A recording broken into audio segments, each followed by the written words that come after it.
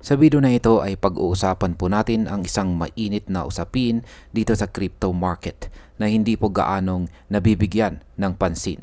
Ito po ay tungkol sa tinatawag na flippening, kung saan may mga analyst na nagsasabing si XRP at si ADA ay posibleng makalamang kay Ethereum.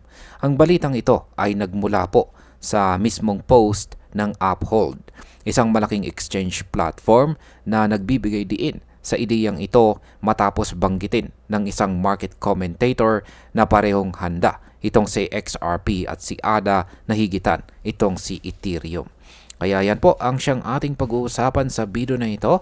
Pero bago po tayo magpatuloy ay pakibasa na lamang po muna ang disclaimer dito po sa ibaba ng ating screen. Ano po ba ang kasalukuyang galaw ng market? Sa oras po na nailabas ang balitang ito, si XRP po ay naglalaro sa presyo na $2.90 kung saan ay meron po siyang daily trading volume na nasa pagitan ng $390 million hanggang $460 million. Malinaw po na malakas ang interest ng market kay XRP dahil sa taas ng kanyang volume. Si Cardano naman or ADA ay nasa presyong 0.87 matapos po ang unti-unti niyang recovery. Samantalang si Ethereum ay nasa presyong $4,280 matapos ang kanyang recent pullback. Ngayon, ang posibleng epekto po nito sa market ay ang mas mataas na atensyon ng mga traders sa dalawang altcoins na ito ay kapag nananatiling malakas ang volume na XRP at ADA ay posibleng pong makakita tayo ng rotation ng capital mula kay Ethereum papunta sa kanila. Kaya, ayan, meron pong ibinahaging post dito ang Uphold. Ayan, sabi niya, the flippening no one is talking about. Ayan, ADA and XRP are ready to outperform Ethereum. Yan, mula po yan sa WF or Whale FUD na may 464.1k na bilang ng kanilang followers. Kaya ang laki ng kanilang followers. Yan. Si Uphold naman ay isa po itong kilalang crypto exchange. Meron na rin po silang 215k na bilang ng kanilang mga followers. Kaya yan, bakit po si ADA at si XRP ang napupunta sa spotlight? Yan, si XRP ay matagal na pong kilala sa kanyang papel sa cross-border payments at saka liquidity management. Ang kanyang malawak na enterprise adoption strategy, malalim na spot liquidity at paglago ng derivatives market ay patuloy po na humihikayat ng mga institutions. Sa kabilang banda, si ADA naman ay nakikita bilang isa sa mga altcoins na may matibay na technical na upgrades at lumalawak na ecosystem ng decentralized applications. Pareho po silang nagpapakita ng matinding resiliency sa trading cycles. Ang epekto po nito sa market ay nakikita sa paglakas ng confidence ng mga investors na naghahanap ng alternatibo bukod kay Ethereum. Kapag lumawak pa ang adoption ng kanilang technology, mas lalaki rin ang posibilidad na tumaas ang presyo ng kanilang tokens. Ngayon ay ano po ba ang ibig sabihin dito ng flippening? Ayan.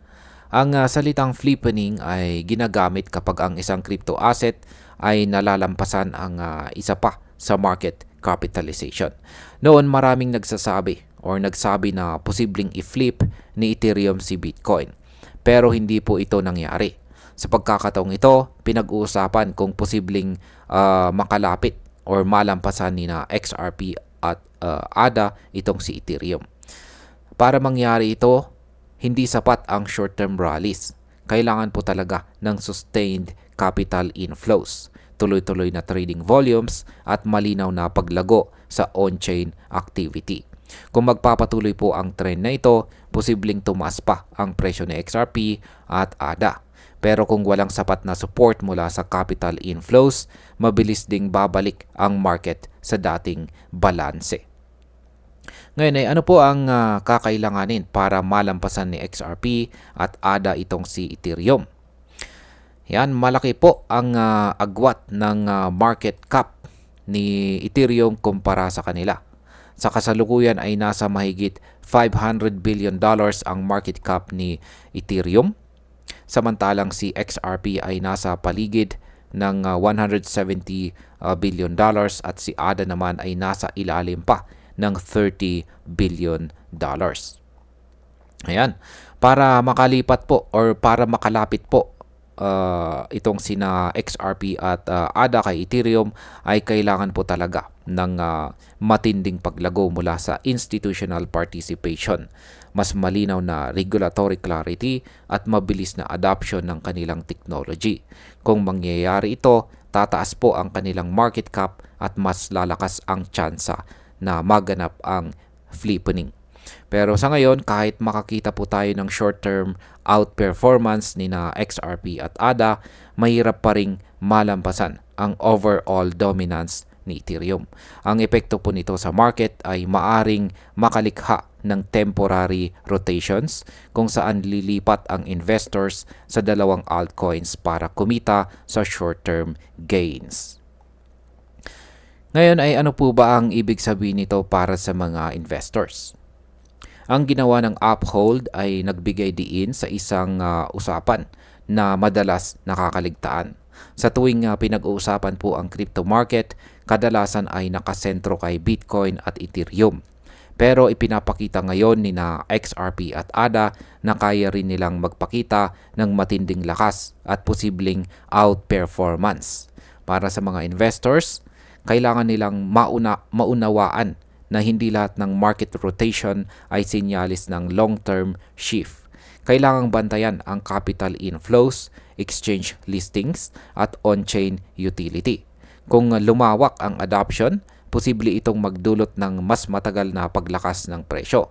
Kung hindi, pansamantalang hype lamang ito. Yan, bilang panghuli, sa aking pananaw, ang usapin ng flippening ay isang paalala na laging dynamic po ang crypto market. Si XRP at ADA ay may kani-kanilang lakas.